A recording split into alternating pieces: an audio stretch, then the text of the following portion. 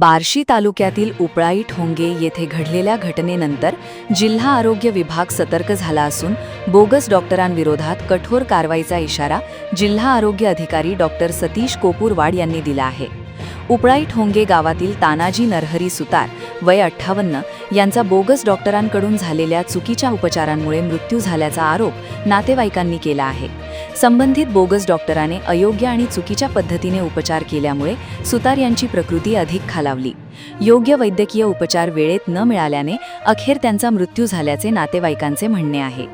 या घटनेनंतर ग्रामस्थांमध्ये संतापाचे वातावरण निर्माण झाले असून संबंधितांवर तातडीने आणि कठोर कारवाई करण्याची मागणी होत आहे. अंतिम अहवालानंतर बोगस डॉक्टर शंकर मनोहर पाठक यांच्या विरोधात गुन्हा दाखल करण्यात आला आहे. या प्रकरणामुळे ग्रामीण भागात विनापरवाना वैद्यकीय व्यवसाय करणाऱ्या बोगस डॉक्टरांचा प्रश्न पुन्हा ऐरणीवर आला आहे.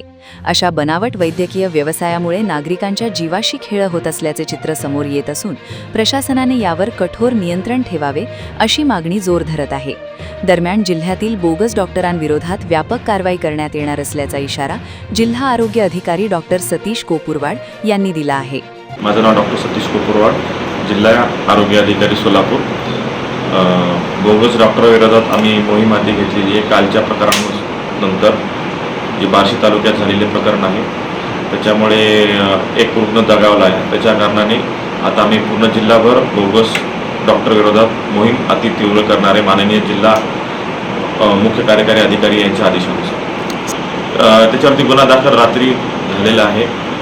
त्याच रात्री गुन्हा दाखल रात्री 12:30-1 वाजेपर्यंत गुन्हा दाखल झाला आहे. तिथल्या तालुका आरोग्य अधिकारी यांनी त्याच्यावर गुन्हा दाखल केलेला आहे. तालुक्यामध्ये ही घटना घडलेली आहे.